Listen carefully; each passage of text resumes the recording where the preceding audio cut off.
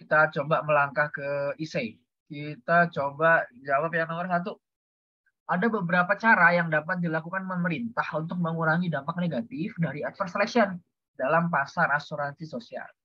Cara-cara tersebut beserta dampak yang implikasinya masing-masing gitu ya. Nah, jadi di Gruber disebutkan ada dua nih ya cara yang dapat dilakukan pemerintah nih. Ini di halaman 348 nih, lebih spesifiknya teman-teman juga bisa dibuka. Yang pertama, pemerintah dapat mengamanatkan, memandatkan atau mewajibkan ya agar setiap orang membeli asuransi penuh. Ya, pemerintah kan regulasi di sini ya, akhirnya perannya. Implikasinya apa? Mereka yang secara umum lebih berhati-hati akan mengalami worse off karena mereka mestinya dapat memberi produk asuransi lain dengan harga lebih murah karena mereka tingkat risikonya rendah kan karena mereka lebih berhati-hati gitu. Sesuai risiko mereka di sini. Atau bahkan mereka tidak perlu asuransi sama sekali, tapi mereka diwajibkan gitu. Di mana mereka pasti akan membayar harga yang sama gitu ya untuk semua orang ya. Sedangkan tadi mereka bisa dapat harga lebih murah sesuai dengan profil risiko mereka. Itu implikasinya. Berikutnya, yang kedua, pemerintah itu juga dapat mengadakan barang publik ya atau public provision. Maksudnya pemerintah memberikan asuransi penuh kepada seluruh masyarakat. Nah, program ini umumnya didanai melalui mekanisme perpajakan. Implikasinya sama, masyarakat yang relatif lebih berhati-hati akan mengalami worse off juga nih. Kalau sebelumnya mereka mensubsidi masyarakat yang relatif kurang berhati-hati ya, melalui pembayaran premi yang lebih mahal menurut mereka ya, daripada yang seharusnya nih. Nah, tapi kalau melalui mekanisme kedua ini, kalau pemerintah memberikan asuransi penuh ya, mereka mensubsidinya tuh si orang-orang yang relatif lebih berhati-hati ini tadi mensubsidinya dalam bentuk membayar pajak yang lebih tinggi atau lebih mahal dari yang semestinya. Karena program ini kan didanai oleh pajak ya. Jadi implikasinya pajak bisa naik. Makanya bagi mereka tetap worse off. Nah, mereka mesti membayar pajak yang lebih tinggi. Detailnya teman-teman juga bisa lihat di Gruber ya halaman 348. Next, kita coba beranjak mundur lagi ke soal tahun 16-17 ya. Masih seputar keuangan publik tentunya. Tab 11 lebih tepatnya. Nih, kita mulai dari pilihan ganda lagi. Yang dimaksud dengan asuransi berdasarkan mean test adalah program asuransi di mana seseorang dapat diterima menjadi peserta berdasarkan ini ya, berdasarkan tingkat pendapatan atau kekayaannya sekarang. Detailnya teman-teman bisa juga baca di Gruber halaman 337. Arti dari mean test ini apa? Dua, actuarially fair premium adalah premium asuransi yang harus dibayar peserta yang jumlah totalnya, kan kita juga udah sempat bahas di tahun sebelumnya nih, soal tahun sebelumnya, harga yang fair gitu ya. Di sini istilahnya actuarially fair premium. Jadi secara aktuaria itu adil gitu premi. Nah, totalnya itu sama dengan perkiraan jumlah pembayaran dari pihak asuransi. Gitu. Kalau terjadi kejadian yang diasuransikan. Ya. Ini detailnya tetap sama. Sama juga teman-teman bisa baca pengertiannya tentang actuarially fair premium ini di Gruber halaman 340. Next, kita coba jawab soal nomor 3. Salah satu cara untuk menghindari diri dari turunnya konsumsi secara drastis adalah melalui mekanisme asuransi sendiri, self insurance. Antara lain dengan cara nih, self insurance itu teman juga bisa baca di 337 pengertiannya apa dan contoh-contohnya apa. Salah satu contohnya adalah dengan meminjam uang gitu ya, borrowing. Itu salah satu juga saving ya. Jadi bukan mengalami tabungan tapi saving. Itu menghindari diri dari turunnya konsumsi secara drastis ya. Nah, di sini makanya aku milihnya yang meningkat meminjam uang dari teman ya. Berikutnya ketika soal nomor 5, premi asuransi sosial di Amerika Serikat dibentuk untuk membantu peserta bila terjadi ini adverse event atau kejadian-kejadian buruk.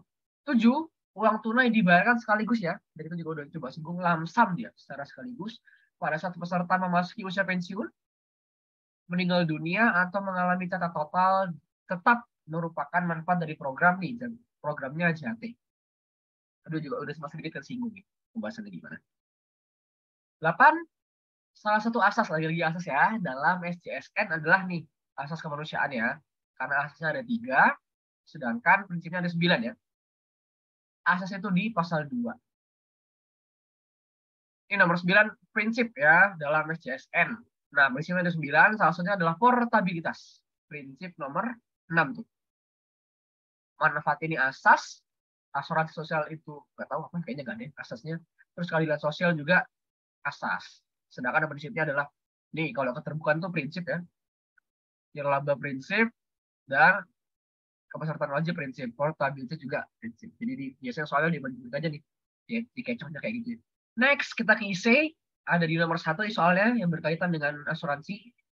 Mengapa pemerintah perlu campur tangan dalam pasar asuransi sosial ya? Apa alasannya? Nih, alasannya tadi kita juga udah coba sebut ya. Karena memang cuma 4 nih ya. Sebenarnya asal utamanya kan adalah terjadinya asymmetric information khususnya adverse selection. Nah, alasan-alasan lain yang mendukung gitu ya. Ada 4. 1 externalities, 2 administrative cost, 3 redistribution, dan 4 paternalism. Last but not least, kita beranjak ke soal tahun 1516 ya. Kita mulai dari nomor 13. Individu menganggap penting asuransi karena hal-hal sebagai berikut nih, kecuali tadi kita juga harus bahas ada prinsip diminishing marginality di mana untuk konsumsi yang lebih banyak ketika konsumsi yang lebih banyak kenikmatannya atau utilitasnya itu akan berkurang. Kalau kita lagi haus-haus banget, bukan es yang pertama mungkin seger banget rasanya, tapi gelas kedua, gelas ketiga akan semakin berkurang kenikmatannya atau utilitasnya. Yang C dulu ya, individu menginginkan konsumsi smoothing. Boleh kita bahas juga, daripada konsumsinya naik turun, naik hari ini tapi besok nggak makan gitu ya, mending tiap hari makan gitu, makanya konsumsi smoothing. Yang D, individu menginginkan konsumsi yang konstan ya, ini konsumsi smoothing lagi, dalam berbagai kondisi, daripada memiliki konsumsi yang tinggi pada satu kondisi, dan konsumsi yang rendah pada kondisi lainnya. Jadi yang kecuali adalah B, karena individu menginginkan konsumsi yang tinggi. Sebenarnya nggak apa-apa, cuma kan khawatirnya satu saat tinggi, tapi satu saat rendah. Gitu. Jadi lebih baik konsumsi smoothing atau konsumsi yang konstan. Ini penjelasannya. Diminishing marginality ya, karena konsumsi smoothing. Gitu. Next, kita ke soal 14. Keseimbangan pasar, di mana setiap orang membeli polis asuransi dengan premi yang sesuai dengan karakteristik risikonya. Itu adalah pooling equilibrium. Teman-teman bisa cari kata kunci ini di Gruber, nanti dapat, dan lihat definisinya adalah seperti ini nih. Definisinya dari pooling equilibrium adalah keseimbangan pasar, di mana setiap orang membeli polis asuransi dengan premi yang sesuai dengan karakteristik risikonya masing-masing. Nomor 15. Pemerintah dapat mengatasi adanya adverse selection dan meningkatkan efisiensi pasar melalui kebijakan berikut. Kecuali, ini tadi kita juga udah bahas ya, beberapa mekanisme. Yang pertama, pemerintah tuh mewajibkan asuransi pada harga rata-rata. Yang kedua, pemerintah menyelenggarakan asuransi penuh ya. Tadi kita juga udah bahas bagi warga negaranya. Yang D, pemerintah menjadikan subsidi. Nah, tadi kita juga udah bahas subsidinya itu secara nggak langsung kedua mekanisme itu ada subsidinya gitu ya. Makanya kecuali adalah yang A, pemerintah menerapkan sanksi bagi peserta yang tidak jujur mengungkapkan profil risikonya. Ya, penjelasannya seperti yang sudah kita bahas tadi di atas. Nomor 16, berikut faktor-faktor yang mendorong pemerintah dalam melakukan intervensi dalam pasar asuransi. Kecuali, ya, tadi kita juga sudah bahas berkali-kali, eksternalitas itu yang pertama, berikutnya administrative cost, redistribusi, dan paternalism ya. Jadi bukan venue cost. Venue cost ini adalah bahasa yang berbeda. Kalau nggak salah kita bahas venue cost ini di ekonomi mikro kalau nggak salah. Udah lama banget berlalu akhirnya. Lanjut ke nomor 17. Asymmetric information dalam insurance market akan menyebabkan, gitu ya, asymmetric information itu akan menyebabkan dua hal. Adverse selection dan moral hazard. Berhubung di sini yang ada pilihannya adalah moral hazard, maka kita akan pilih A, yaitu moral hazard. Berikutnya nomor 18. Mana pernyataan berikut di bawah ini yang salah terkait insurance market? Kita bahas dari A dulu. Insurance market sangat dipengaruhi oleh adverse selection, gitu ya. Karena krusial dia bisa merugikan pihak penyedia asuransinya. Terus juga dipengaruhi oleh moral hazard. Yang C, asymmetric information dapat menyebabkan kegagalan pasar ini ya, melalui adverse selection dan moral hazard ini. Coba kita bahas lagi bahwa semiotic information terdiri dari dua hal, yaitu adverse selection dan moral hazard. Makanya yang salah adalah di penyebab insurance, penyediaan insurance oleh pemerintah, tidak dipengaruhi oleh moral hazard. Dipengaruhi ya. Kita ke nomor 19. Pemerintah berkewajiban melindungi masyarakat yang tinggal di daerah bencana. Ketika terjadi banjir di Jakarta, pemerintah mengganti kerugian yang diderita masyarakat.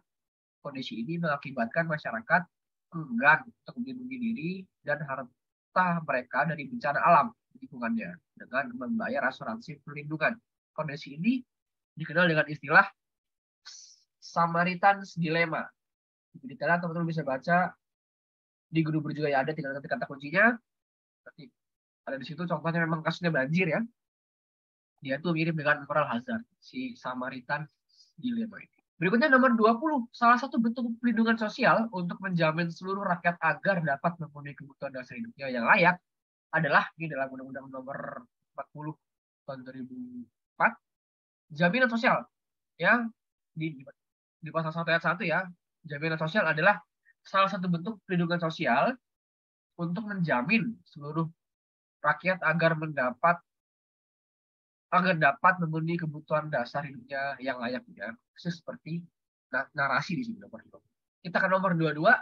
Ketika generasi awal menikmati manfaat yang jauh lebih besar dari pajak atau kontribusi yang mereka bayarkan, maka pemerintah akan mendapatkan beban yang dikenal dengan istilah legacy debt.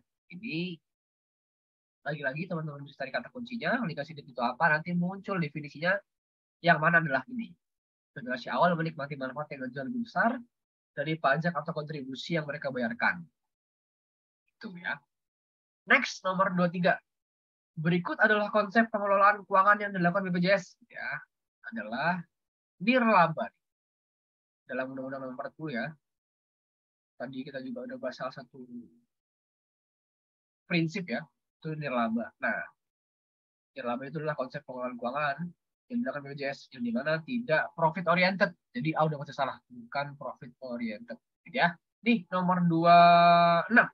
Program kesejahteraan yang hanya dibatasi oleh tingkat pendapatan dan aset. Tadi udah ada soal yang mirip ya. Yaitu adalah program Mintest Welfare. Ada di halaman 337, teman-teman bisa baca. Kita coba jawab nomor 5 nih. Social Security. Program pensiun dapat dijalankan dengan sistem funded atau unfunded. Ya, jelaskan kedua istilah tersebut. Tadi kita coba review lagi. Sistem funded merupakan rencana atau program pensiun dengan menginvestasikan iuran yang dibayarkan pada masa sekarang ke dalam ragam aset tertentu, misalnya produk atau instrumen keuangan ya, atau instrumen investasi, guna membiayai manfaat pensiun yang akan dibayarkan pada masa yang datang. Jadi tiap orang ya, tiap orang mengumpulkan uang, nanti uangnya dikelola, diinvestasikan gitu ya, dikelolanya dalam bentuk diinvestasikan ke dalam produk atau instrumen keuangan atau instrumen investasi. Sedangkan unfunded merupakan rencana atau program pensiun di mana dengan sistem pengumpulan pembayaran dari pekerja produktif masa sekarang ya, untuk kemudian langsung diteruskan atau digunakan membayar manfaat pensiun generasi terdahulu, atau dengan kata lain dia tidak diinvestasikan uangnya, atau PSU Goal. Masalah teman-teman bisa juga lihat di Google.